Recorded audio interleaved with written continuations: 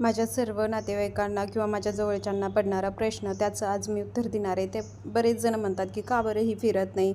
फिरायचं म्हणलं की डोक्यात एकच प्रश्न पडतो की अरे आज आपल्याला ह्या गिऱ्हाईकाचं काहीतरी शिवून द्यायचं आहे किंवा 8 दिवसांनी हे आपल्याला रेडी करून द्यायचं आहे.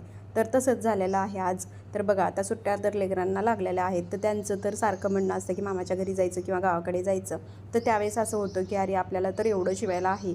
तर तुमच्या पण डोक्यामध्ये हाच विचार चालतो का?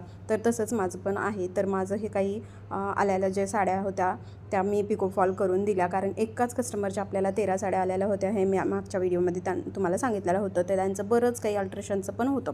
हे पूर्ण केलं आणि काही असे ब्लाऊज होते की जे गावाकडचे जे आपल्याला शिवायला आलेले होते ते पण रेडी केले आणि इथंच काही जणांचे जे अर्जंट होते ते पण रेडी केले. तर असं आपलं थोडंसं प्लॅनिंग सुरू असतं डोक्यांमध्ये, कारण आपल्याला शिवल्याशिवाय बाहेर तोंड काढता येत नाही. तर तुम्हाला यावर काय वाटते? व्हिडिओ आवडला असेल तर लाईक करा.